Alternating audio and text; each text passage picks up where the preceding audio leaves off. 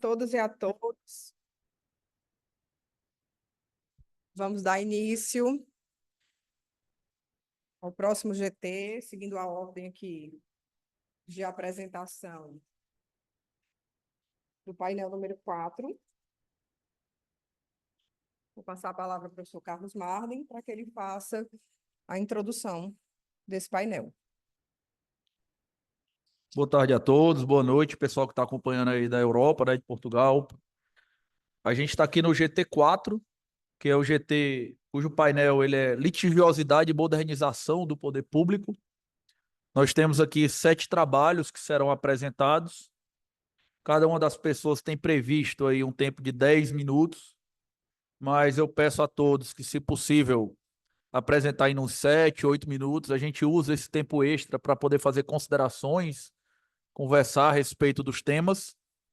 Então, eu queria começar aqui pedindo licença para quebrar um pouco a ordem de apresentação dos trabalhos, porque algumas pessoas estão com horário mais apertado por outros compromissos e pediram para apresentar primeiro. Então, eu queria começar pelo trabalho da professora Beatriz Castro Rosa e da professora Isabela Fares Matias, chamado Impacto da Tecnologia na concretização dos princípios processuais no direito brasileiro.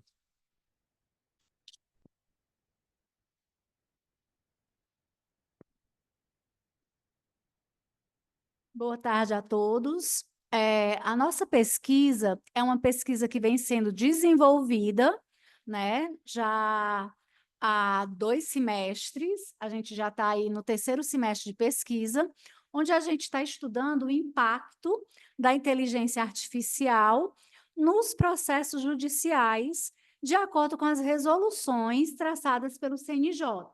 Então, o nosso objetivo é entender como essas transformações tecnológicas elas têm interferido e que consequências elas têm trazido dentro do processo judicial, tá? Então, o nosso foco de estudo, primeiro são as resoluções do CNJ, para, né, a partir dessas resoluções, chegar a dados fornecidos todo ano pelo CNJ e também a projetos pensados e depois implantados pelos tribunais brasileiros. O nosso foco é entender como essa inteligência artificial ela vai impactar em alguns princípios processuais, como o do acesso à justiça, como da celeridade, da efetividade. Ou seja, como essa modernização que a gente tem entendido e visto nos tribunais, ela está se efetivando e que benefícios, né? Possíveis benefícios ela está trazendo não só para magistrados, advogados, mas também para a população em geral, tá? Então, a gente tem estudado que ações são adotadas e como essa tecnologia ela está se integrando principalmente para concretude dos princípios da acessibilidade, do acesso à justiça, o princípio da eficiência, da celeridade processual e também que tipo de dados, ou seja, qual é a transparência que a gente tem em relação a essas tecnologias que estão sendo usadas nesses projetos que vêm sendo pensados, estudados e implantados. A nossa metodologia de pesquisa ela passou pela análise da utilização dessas tecnologias. A gente também tem analisado dados que são divulgados todos os anos pelo CNJ e que a gente acompanha esse crescimento do avanço tecnológico sendo usado nos processos, tá? E também se efetivamente essas ferramentas estão trazendo atos, né, nesse sentido de concretude desses princípios constitucionais.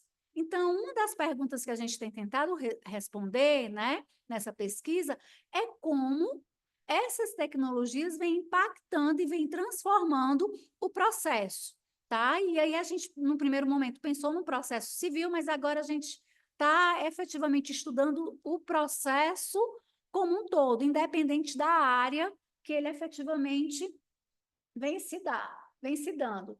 O último dado divulgado pelo CNJ, que pegou a base em 2023, o que é que ele trouxe? Ele trouxe que a gente já tem 140 processos, né? Ou seja, projetos de IA em andamento, onde desses 140, 63 estão em pleno funcionamento e 77 ainda estão em fase de planejamento, desenvolvimento e início de implantação. Tá certo? Quer falar alguma coisa? Posso falar, posso complementar. Essa pesquisa, né, não está finalizada, ela está sendo realizada em etapas, e a gente tem se voltado a entender, né, desde o STF até os tribunais, né, estaduais, como é que está havendo a implantação. O próprio Tribunal de Justiça do Estado do Ceará tem despontado nesse trâmite, né, de atualização, e existe um investimento muito significativo no programa de modernização do judiciário, que é o Promojude, um investimento alto, né, uma parceria com o BID, Banco Interamericano, e a gente observa que o próprio CNJ ele tem feito muitas reuniões, tem realizado o fomento da integração entre esses sistemas, porque o interesse é que haja uma base, né, dos sistemas para que as respostas, né, as demandas que chegam de celeridade, eficiência, que são inúmeras, né, a gente pode acompanhar pelo CNJ, Justiça em Números, e nessa pesquisa exatamente que busca compreender a implantação da IA, essa latência de necessidade pelo um trâmite processual que seja célere e eficiente. Então, a gente pode ver o CNJ realizando muitos encontros, muitos eventos, inclusive acontecidos aqui em Fortaleza. A gente teve um evento enorme tratando sobre a inteligência artificial. Eles têm uma plataforma, né, a plataforma Sinapses, tem o Codex também, que pretende, né, unificar muitos dessas inteligências para que a gente possa, inclusive, fazer a troca, né, de tecnologia entre os tribunais. O que a gente tem visto, né, os números apresentados, é que os resultados eles são positivos. É claro que a gente precisa entender qual é a métrica que está se utilizando, né? Não é só questão de meta, né, de julgamento, a gente precisa entender se, de fato, as decisões e o lapso temporal desses processos acompanha realmente aos princípios processuais. Daí a pesquisa está em elaboração, né? Uma pesquisa que vai acontecendo por fases. Acho que esses são os pontos mais significativos. Verificou que, de uma forma geral, todas essas IAs elas trabalham em 4 bases ou 4 estruturas. Uma delas é a gestão administrativa, né, a gestão dos tribunais, inclusive em equilíbrio de distribuição de processos, em tarefas rotineiras e repetitivas. A gente viu que existe, para essas tarefas rotineiras e repetitivas, o pensamento sempre de automação dessas tarefas para liberar os funcionários, né, servidores terceirizados, para que esse tempo possa ser utilizado em algo que efetivamente traga uma celeridade maior. A gente viu também que a maioria dessas ferramentas, elas também tratam de análise preditiva, certo? E também em ferramentas de pesquisa. É como se todos esses projetos ou tivesse a base nesses 4 pontos, ou pelo menos em um deles, tá? Então, pelo menos um desses pontos é o objetivo ou o objeto principal desses projetos de IA que vêm sendo pesquisados e implantados. Os pontos interessantes, quando a gente faz essa pesquisa, os meus colegas aqui que estão orientando em relação ao tempo, vão me conceder só mais um minutinho para fazer o fechamento, é que a gente observa que os tribunais têm dores semelhantes. Então, a tecnologia que está sendo investida, ela vai servir, né, para ser colaborada com outro tribunal. Então, a gente já começa a ver a articulação entre tribunais para o desenvolvimento, né, desses softwares de inteligência para a resolução de problemas complexos que se apresentam no dia a dia do Poder Judiciário de maneira geral. Acho que essas são as considerações mais pertinentes. A gente agradece pela audiência e ficamos à disposição para eventuais questionamentos. Eu agradeço também, a gente tem invertido a ordem, tá? E peço efetivamente licença, mas como docente eu preciso me ausentar agora. Mas a professora Beatriz Rosa é coautora, ela fica aqui, ela desenvolverá essa discussão com todos vocês. Muito obrigada.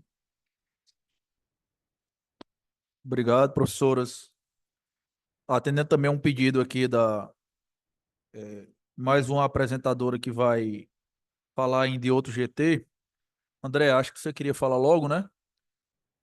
Então você pode vir logo para cá, certo? Andréa Porto Alves da Silva Serra escreveu o artigo aí em coautoria comigo. E o artigo tem o título Implementação da Inteligência Artificial e Garantia dos Direitos Fundamentais Processuais. André, você tem aí até 10 minutos, tá certo? Para poder expor as ideias básicas do trabalho. E a gente vai fazer uma discussão depois aí que eu vi alguns trabalhos desses. Boa tarde. Gostaria de saudar todos os presentes, e tanto aqui como virtualmente. Como o professor Marden falou, nosso trabalho se intitula Implementação da Inteligência Artificial à Garantia dos Direitos Fundamentais Processuais. Esse trabalho ele é fruto de um estudo da disciplina, né, de teoria do processo democrático, aqui no mestrado da Unicristo. Sou mestranda aqui da casa, né, é uma satisfação imensa estar aqui. As inquietações acerca desse tema vieram do estudo acerca do conceito de o que seria o processo democrático, né? E olhando a história do processo, né, formando esse conceito, tendo como modelo de processo democrático um processo onde há garantias de direitos fundamentais, onde esse processo em si mesmo já é um direito fundamental garantido dentro do Estado Democrático de Direito, há uma construção, né, de um provimento de participação, em forma de participação simétrica entre as partes, tendo como a ampla defesa, o contraditório, a decisão fundamentada. Boa tarde, professor Beron. Que mais? Vamos ver aqui. Está dando um branco. Ampla defesa, contraditória, as decisões fundamentadas, né? Um juízo, uma duração razoável, certo? O princípio da publicidade e a imparcialidade, certo? Por parte do julgador. Todos esses fatores, eles são essenciais para que a gente tenha um processo considerado no modelo de processo democrático, certo? Ao longo do tempo, houve uma evolução tecnológica, né? E, paralela a isso, houve também uma evolução do processo judicial. E, atualmente, a gente se depara com a questão do processo e a utilização da inteligência artificial. E o nosso grande questionamento é olhar para os pontos positivos e para os negativos e fazer uma análise, né? A gente verifica o quê? Que foi importante, é importante, sim, a questão tecnológica dentro do processo judicial. Ela trouxe celeridade, ela trouxe economia, ela trouxe acesso à justiça, certo? Facilitou o acesso à justiça. No entanto, há questões que é necessário que a gente analise e veja a questão da opacidade das decisões, da transparência, da questão da... E aí a gente viu aqui que hoje, atualmente, aqui, por exemplo, no estado do Ceará, no Brasil, nós temos o SARA, que é um sistema construído de inteligência artificial, construído por estudantes da área tanto da área do direito como da área da ciência da computação, que ajuda, auxilia na análise, né, desses processos e na proposta de decisões, né, para análise posterior pelos magistrados. E isso confere celeridade também ao sistema na AGU. Esqueci agora o nome. Vamos aqui. Dá uma pescada, gente. Rapidinho aqui.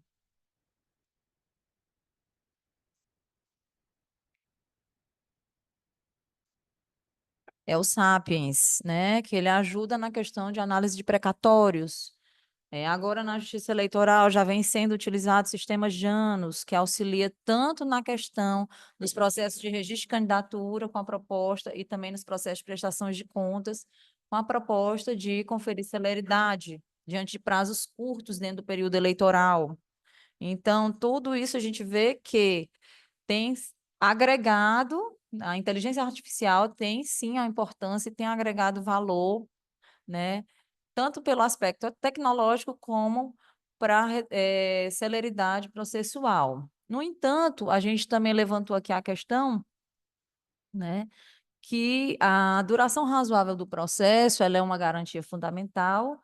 No entanto, há que se ter cuidado para que não se fira direitos fundamentais quando eu confiro celeridade processual. Eu tenho que ter, sim, a construção da decisão, né? Como já foi dito, com simétrica participação das partes, com análise, né, por parte do magistrado, com auxílio da inteligência artificial, mas que se construa uma decisão madura, uma decisão efetiva, né, apta a produzir efeitos, certo? E outro ponto que a gente entrou aqui no artigo é a questão da aprendizagem, né, das máquinas e dos vieses, né? Fala-se muito no viés cognitivo, no viés do juiz, do julgador, né? Então, assim, levanta-se a questão, será que nós não estamos saindo do viés do juiz, do julgador, para o viés da inteligência da IA? Né? Então, é interessante, é importante que haja um acompanhamento, né? À medida que as máquinas recebem os inputs, processam e geram os outputs, né? E elas vão aprendendo com isso, vai gerando um aprendizado. A inteligência generativa tem essa propriedade. É importante que se acompanhe e verifique, né? Se não está gerando decisões que estão ferindo direitos fundamentais e decisões que façam com que o processo fuja desse modelo de processo democrático, certo? E eu acredito que, se o senhor está à vontade. Então, só para dar uma resumida aqui, digamos, a grande discussão desse artigo é tentar mostrar que, quando se fala na adoção de inteligência artificial dentro do Poder Judiciário, normalmente se faz isso com a perspectiva de aumentar a celeridade, assim como foi feito com o sistema de precedentes no novo Código de Processo Civil, etc. Mas lá na disciplina de processo democrático, a gente trabalha com o conceito de modelo constitucional de processo, mostrando exatamente que o processo como direito fundamental, ele envolve outras garantias que não sejam só a celeridade, como a fundamentação da decisão, né, a imparcialidade, a duração razoável, claro, mas também ampla defesa, contraditório. E aí, nessa situação, né, a gente se pergunta no artigo se, ao incorporar, na medida que o Poder Judiciário vem incorporando, ele está dando atenção também a esses outros elementos e não apenas a celeridade. Porque, na verdade, embora a gente trate a celeridade como o grande problema do direito processual normalmente, mas para fins de inteligência artificial ele é o problema mais rápido de resolver, né?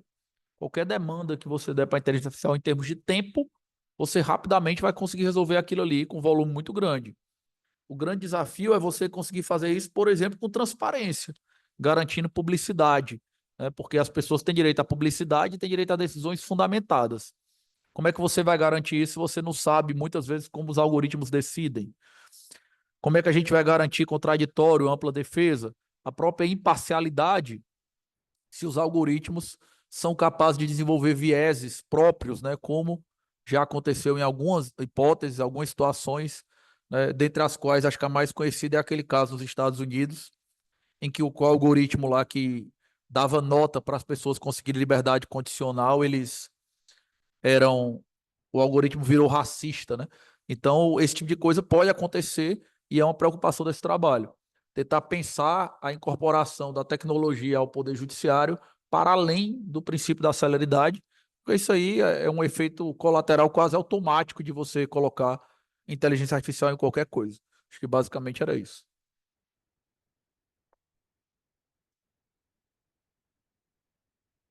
Ok. Como nós não temos mais nenhum pedido de preferência, digamos assim, eu vou pedir para a Tami, então, vir apresentar. A Tami Tá ok. Tamis Lame, Carlos Brito, aluna da gente aqui na Unicris também, mestranda, também escreveu em autoria comigo. O título do trabalho dela é A Crise do Processo Constitucional Brasileiro na Sociedade Informativa contra a Indeterminação da Ordem pela Superação do Caos. Então, vou pedir para a Tami fazer a apresentação dela. Tami, você tem até 10 minutos, tá certo? E a gente quer ouvi-la. Depois a gente pode parar aí no primeiro bloco para fazer algumas considerações sobre os trabalhos que já foram falados.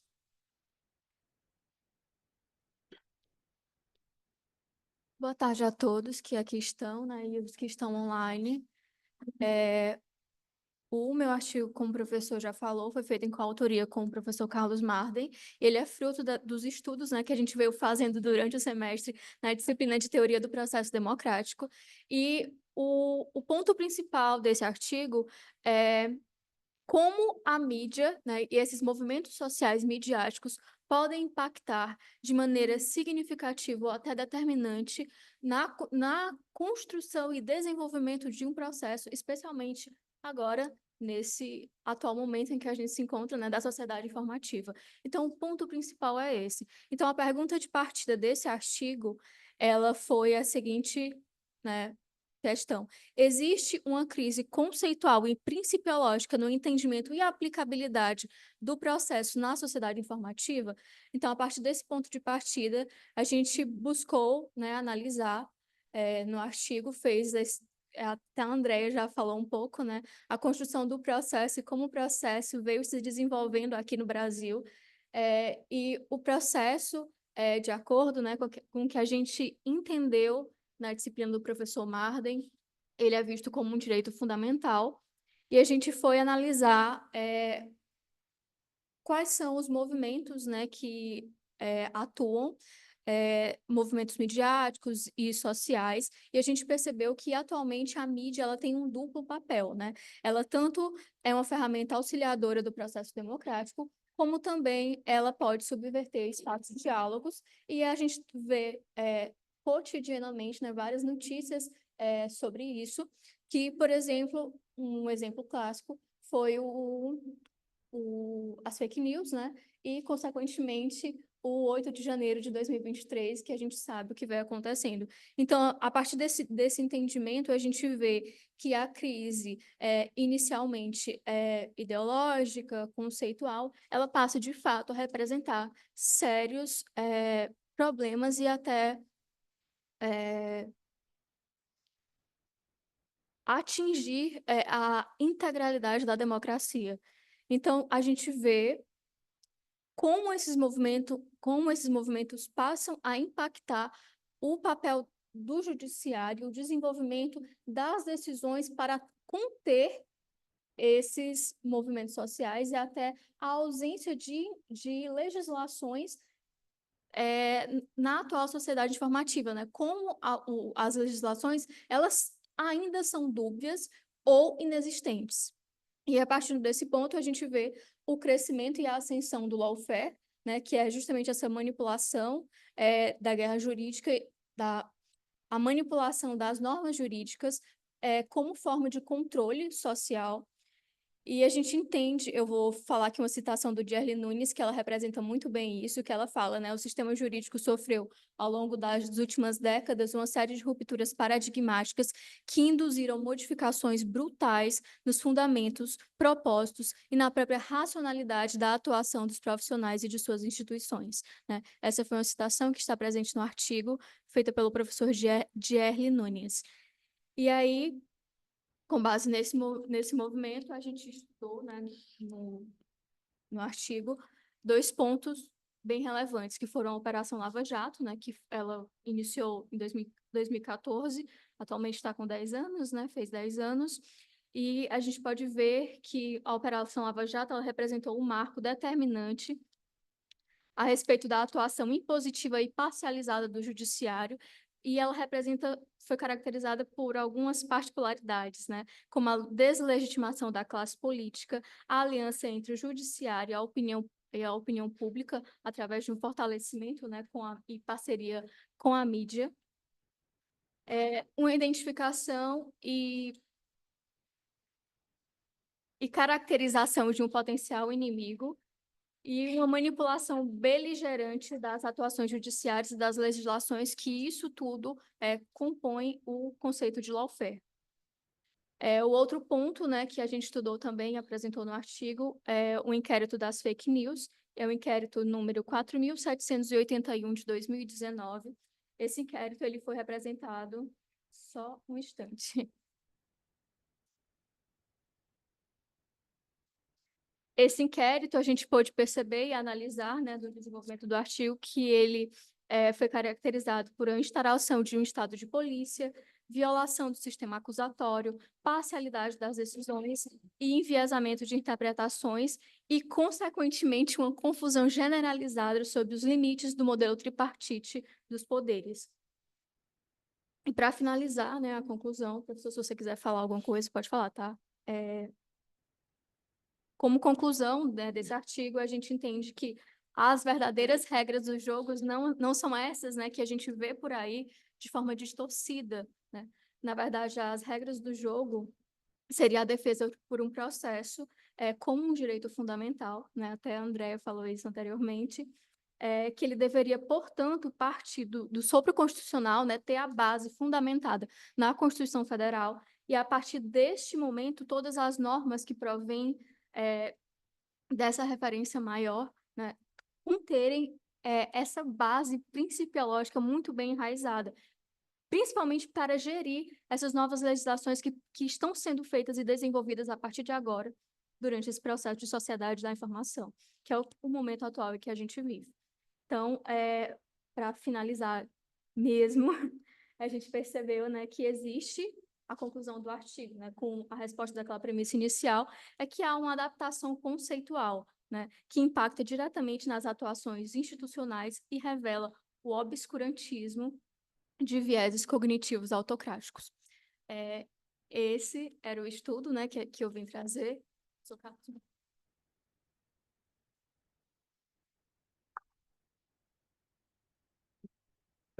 Ainda sobre o artigo, eu acho que tem uma coisa interessante aqui, que é o seguinte.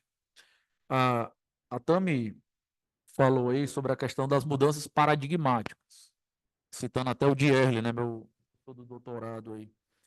E, sem dúvida, a chegada da era digital, a mudança da era analógica para a era digital é uma mudança de paradigma.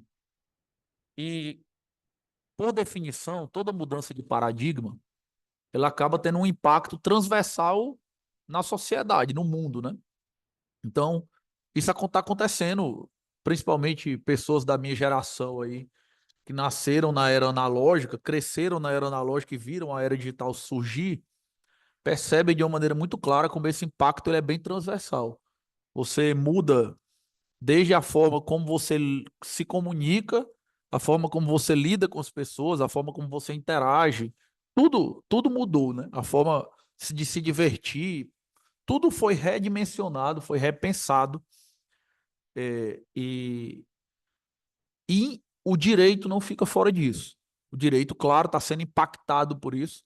A professora Beatriz, que está aqui, tem uma disciplina no mestrado toda direcionada a falar sobre impactos da tecnologia no direito, mas especificamente na minha disciplina e nesse artigo a gente trata sobre os impactos no processo, no poder judiciário. A gente, como adeptos da teoria do processo democrático, de um processo garantista constitucional, a gente acredita que o processo ele é um direito fundamental, não apenas do autor, mas também do réu, e que a função do juiz ela é garantir direitos fundamentais processuais, né? Garantir um ambiente adequado, dialógico, democrático dentro do processo.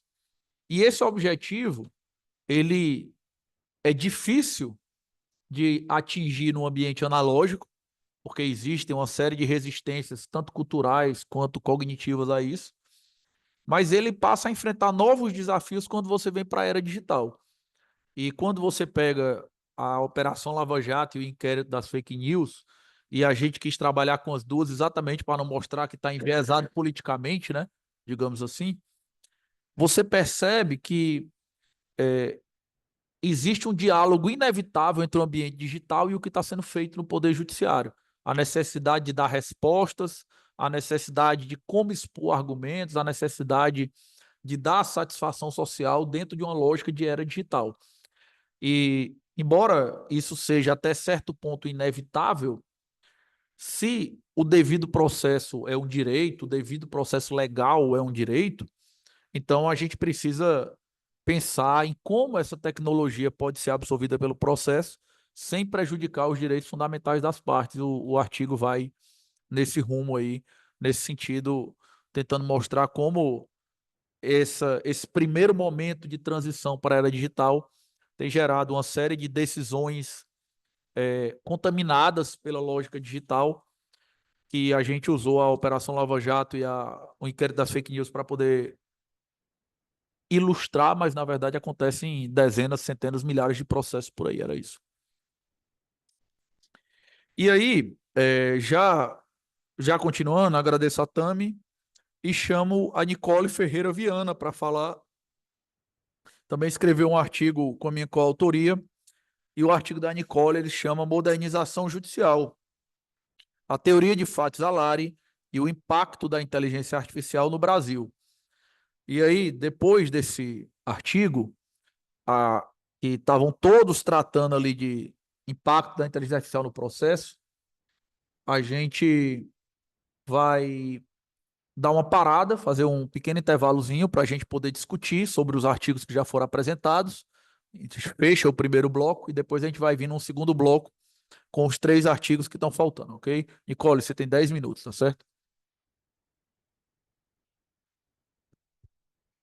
Pode pôr aqui?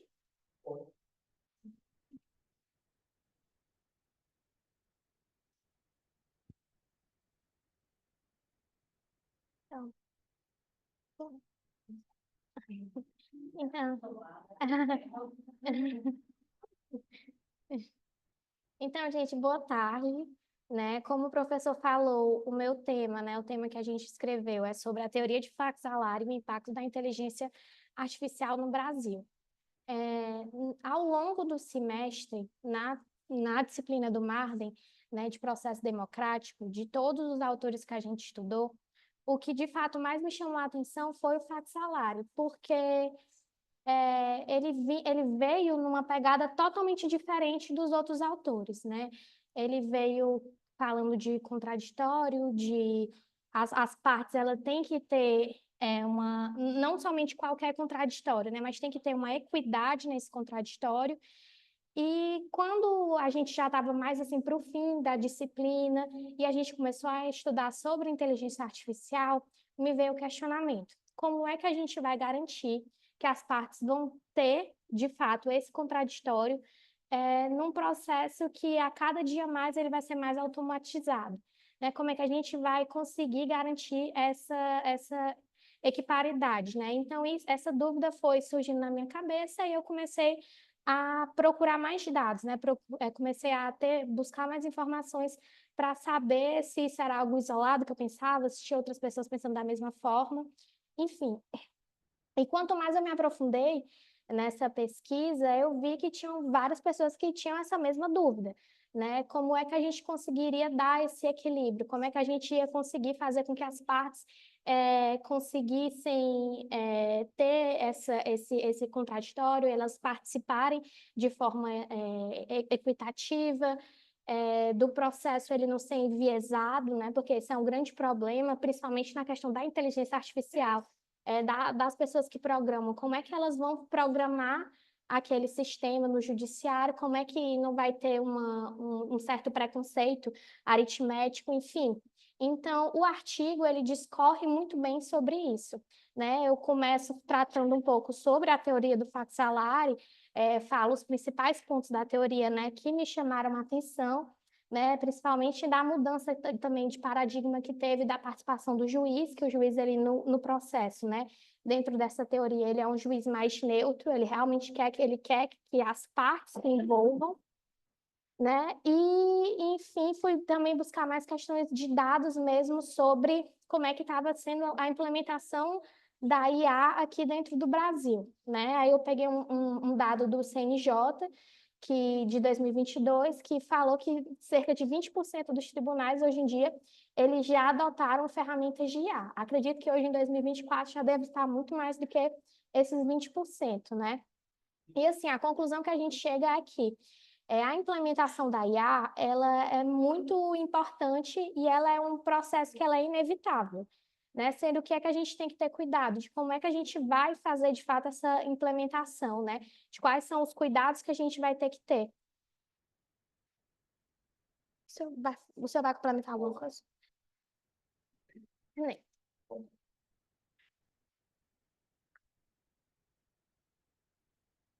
Bom, o artigo da Nicole, ele tem uma pegada bem específica, que é o seguinte. O Fazzolari, ele tem uma contribuição muito importante para a teoria do processo, que é o fato de ter trazido a ideia de contraditório para o centro do processo, né? A ideia de contraditório e processo, ela é discutida há um século. Se você pegar ali Carnelucci escrevendo nos anos 1920, o Carnelucci vai ter no livro dele tópicos de contraditório. Mas era uma ideia de um contraditório muito formal. O Fazzolari, ele muda completamente isso na hora que ele torna o contraditório parte do próprio conceito de processo, ao dizer que o processo é procedimento em contraditório, ou seja, sem o contraditório você não pode ter processo, é meramente um procedimento, e o que faz com que o processo seja processo é a existência de contraditório. E aí ele vai trabalhar o contraditório como um direito de influência de simétrica paridade das partes. E isso é uma coisa muito importante, porque quando você pensa no contraditório como direito de influência, que é uma coisa que vem sendo discutida nas últimas décadas na teoria do processo, e que, por exemplo, o CPC incorporou em 2015, né? Até 2015, por exemplo, o Supremo Tribunal Federal ele tinha um entendimento pacificado de que o juiz não era obrigado a se manifestar sobre os argumentos das partes, por exemplo. É o CPC 2015 que vem ali no parágrafo 1º do artigo 489 dizer que o juiz tem que rebater um a um os argumentos das partes, etc. Só que o problema é o seguinte: como você vai fazer isso se você trouxer uma inteligência artificial para dentro da decisão, né? Em que medida as partes têm efetivamente direito de influenciar ou poder de influência numa decisão judicial quando ela é tomada por um algoritmo? Claro que a gente sempre vai encontrar aquela objeção ou aquela consideração de que não tem problema porque o juiz, na verdade, não vai deixar de decidir, ele vai tomar uma decisão apoiada, né? Não é que o juiz não vai decidir, é que o juiz vai tomar uma decisão apoiada, o algoritmo vai sugerir, o algoritmo vai dar umas dicas ali, o juiz é que vai ter a última palavra. Tudo bem, mas na vida real existe uma coisa na neurociência e na inteligência artificial muito documentada e muito provada, que é o chamado viés de autoridade algorítmica, que é o seguinte: depois que o algoritmo disse para fazer alguma coisa, você não faz diferente. Simplesmente, né? Se alguém que já pegou um caminho errado por causa do GPS do Google, já sabe disso, né? Você vai olhar assim, cara, claro que esse caminho não é o melhor, mas o Google Maps está dizendo para eu ir. Pô, mas aí eu vou discutir com o Google, não tem como. Eu vou pegar o caminho do cara, aí pega e se lasca no caminho, entendeu? Isso é o que chama de viés de autoridade algorítmica. Voltando aqui para aquele outro exemplo que eu dei, por exemplo, imagina que você está lá nos Estados Unidos, tem um algoritmo lá dando nota, se é ou não é para soltar alguém, nota de 0 a 10. Aí o algoritmo diz assim: olha, esse cara aí, a nota dele é 2. Aí você vai ser o doido que vai dizer assim: não, o algoritmo deu 2, mas eu vou soltar. Aí eu solto e o cara comete um crime amanhã. Imagina. Eu vou deixar o cara preso. Ou então o algoritmo deu nota 10 pro cara. Eu vou soltar o cara. Ah, mas ele cometeu um crime, mas eu vou dizer: ó, o algoritmo deu 10, até o algoritmo errou, avalia eu. Então, na vida real, essa história de que você vai supervisionar a decisão do algoritmo, ela não acontece. E não vai acontecer com o juiz também.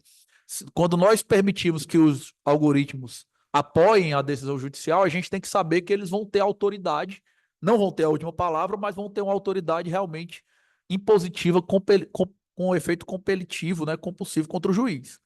Então, o artigo trabalha um pouco isso, para a gente pensar isso sobre o viés do contraditório. Basicamente, esse é o cenário. E aí, encerrando aqui o primeiro bloco, com esses 4 trabalhos, eu vou abrir a palavra para, se alguém da internet quiser falar, não tem problema, eu sei que algumas pessoas estão acompanhando a gente, né? ou se alguém daqui quiser falar, a gente pode direcionar perguntas para qualquer dos 4 apresentadores, 4 apresentadoras, né? E se houver alguma consideração geral que não seja pergunta, também podem ficar à vontade para fazer. Vamos lá.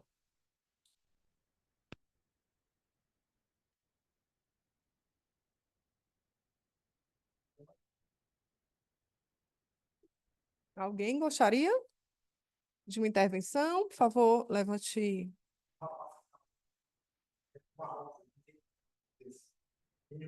Tem alguém no chat, eu acho.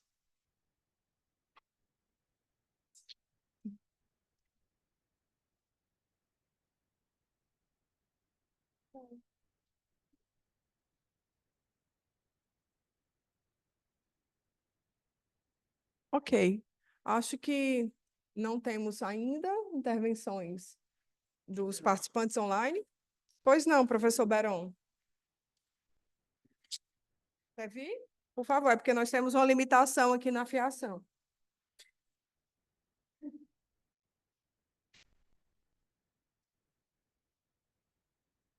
É uma curiosidade. No trabalho que foi apresentado pela Tami e o professor Carlos Marden, que tratou da Lava Jato e do inquérito da fake news. Eu fiquei curioso para saber a opinião dos dois no desenvolvimento do trabalho falou-se do devido processo legal e a questão do lawfare. Qual seria, naquele momento do inquérito da fake news, por exemplo, o início ali, quando foi baixada a portaria pelo ministro-presidente, o Dias Toffoli, indicando como relator o ministro Alexandre de Moraes, com base no artigo, acho que é 41 ou 42 do Regimento Interno, se essa é a crítica do trabalho, digamos assim, essa postura do STF é criticada no trabalho, e se ela é criticada, qual seria a alternativa lícita ou alternativa que encontra fundamento no ordenamento jurídico para combater aquilo que se buscou combater, digamos assim, naquele momento da feitura da portaria e com a portaria estruturada. Não sei se eu consegui me fazer entender, professor. Era isso.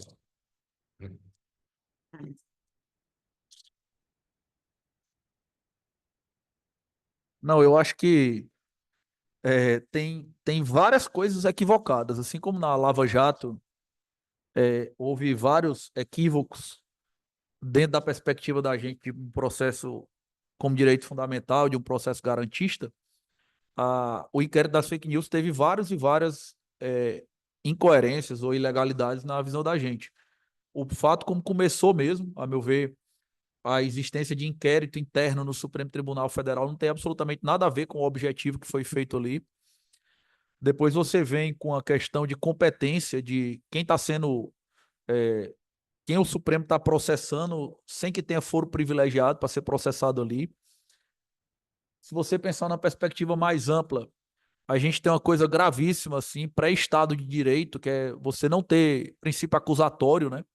Você trabalha num cenário onde o Supremo está investigando, acusando, julgando, a própria vítima, enfim, está acumulando uma série de funções que deveriam ser segregadas. Então, esse é o problema. Quanto à questão principal aí, ou a outra pergunta, que é o que poderia ser feito, aí eu acho que vai para uma discussão que também toca o trabalho, que é o seguinte: até que ponto é papel do Supremo resolver esse problema, né? E que tamanho é que é esse problema, na verdade, assim, porque se você imaginar assim, tipo, não é que fake news é uma coisa boa, ou que deveria ser tolerada, não estou dizendo isso. Mas se houver amanhã, de hoje para amanhã, uma chacina lá no Rio de Janeiro, e alguém matar 100 pessoas, o Supremo não vai pegar esse processo e julgar, mesmo sendo uma coisa relevante, entendeu? Se alguém matar o presidente da República, o Supremo não vai puxar o processo e julgar, esse processo não é dele, entendeu? Então, assim, em que medida o Supremo era papel do Supremo fazer aquilo? Que, na verdade, a gente não entrou nessa seara da alternativa, porque me parece que sai um pouco da esfera processual, mas talvez entre numa discussão de democracia militante, democracia defensiva, né? Que já é uma visão que eu tenho muito peculiar sobre quais são os limites disso, mas eu acho que exatamente pelo que a Tami coloca no trabalho, que é o fato de que existe uma contaminação do real pelo digital, as pessoas perdem a noção do que realmente é competência dela, o que não é competência dela. E o Supremo acabou não só atuando mal, mas atuando num problema que, a meu ver, não deveria ter sido resolvido por ele, né? Assim como a Lava Jato não foi resolvida por ele, foi resolvida em primeiro grau, né? Porque envolvia pessoas que não tinham foro privilegiado, como ele próprio decidiu várias vezes. Então, assim, eu acho que, apesar de você ter fatos que às vezes são graves, e a questão das fake news é um problema difícil de resolver, porque ele é um problema difuso, né? É muito difícil. Ou o próprio 8 de janeiro, tal. Mas quando você tem uma instituição que passa a agir fora das suas competências, violando o devido processo legal, para mim, você está piorando o problema, não está resolvendo, minha percepção, assim, entendeu? É o tipo de preço que não vale a pena pagar, né? Eu falava isso lá atrás, quando teve a Lava Jato, eu ficava dizendo que os excessos da Lava Jato, porque vale tudo para combater a corrupção, não deveriam ser aceitos, porque quando a gente aceita aquilo ali depois, a gente está abrindo precedente para outra coisa e tá aí, veio na sequência das fake news, só que a lógica agora vale tudo para combater as fake news, vale tudo para defender a democracia. Não, não vale tudo, né? Na verdade, existe uma contradição em termos, um contradicto in adjecto em você falar em democracia militante. Se você tiver que afetar o próprio Estado de Direito para defender a democracia, então não vai mais existir democracia. A minha percepção é essa. Você só mudou o inimigo em nome de quem vale tudo, digamos assim, né? Aí daqui a pouco outra pessoa vai inventar outro vale tudo e a gente vai deixar de viver no Estado de Direito, né? Cada vez menos. Ok, a professora Beatriz quer fazer uma observação aqui e depois a gente vai começar com o segundo bloco, tá certo? Sobre os artigos que foram apresentados, um dos pontos que eu percebi em que houve uma conexão foi a dúvida, o questionamento que nós temos sobre como é que a inteligência artificial é desenvolvida, né? Quem é que desenvolve os sistemas de IA? E vocês devem estar acompanhando, está tramitando nas casas legislativas, né, um projeto de lei aqui no Brasil que pretende regular a inteligência artificial. A gente já tem um modelo da Comunidade Europeia, que é o AI Act. Nós temos um modelo também que não está totalmente implantado nos Estados Unidos, mas segue uma linha de raciocínio. A gente também tem o normativo chinês nesse mesmo sentido. Então, assim, essa pauta é uma pauta super urgente, era para ter sido votada em junho, não foi. Foi apresentado um aditivo agora ao projeto no último dia 4 de julho, e a gente está exatamente esperando que o Estado brasileiro se pronuncie, porque uma das premissas para que você desenvolva uma IA em que ela não traga esse viés algorítmico, né, que foi muito bem colocado aqui pelos apresentadores, e a atenção que foi dada pelo Marden, quando ele trata do caso Compass nos Estados Unidos, né, que inclusive, né, revela a questão do viés algorítmico por conta das penas ou da reincidência. A gente tem que observar que essas equipes que vão desenvolver a IA, elas precisam ser heterogêneas, elas precisam ter representatividade. E daí também a transparência, né, naqueles comandos que você vai dar, né? Quando você tem essa discussão muito aberta, é que a gente consegue realmente entender para que fim pode servir a inteligência artificial e minimizar esses riscos, mas são riscos previstos. Inclusive, se vocês tiverem a curiosidade de conhecer esse projeto de lei, né, que foi um projeto de lei substitutivo, ancorado num relatório, numa comissão de juristas, né, capitaneado, inclusive, pelos ministros, né, do Supremo. Luiz Felipe esteve nesse evento que ano passado discutiu lá no Conselho da Justiça Federal, o interesse, inclusive, do Estado de compreender como é que a gente vai balizar, né, e responsabilizar, inclusive, né, pelos danos que porventura sejam provocados. Então, realmente, essa pauta da transparência, ela me parece que é muito significativa e a gente, embora não conheçamos, né, a programação, porque não somos exatamente dessa área, né? A não ser aqueles que investem nessa apropriação de conteúdo, é uma pauta muito sensível ao direito. Então, assim, acho que o ponto alto e de interlocução entre todos os artigos era esse. Eu vou pedir licença a vocês, eu tenho um compromisso de sala de aula logo mais, mas deixarei aqui meus colegas Rodolfo e Carlos Marden na condução dos trabalhos, agradecendo a vocês pela presença. Ok. Vamos só tirar uma foto aqui, Bia, depois a gente continua com o segundo bloco. Você faz o certo. Depois você pode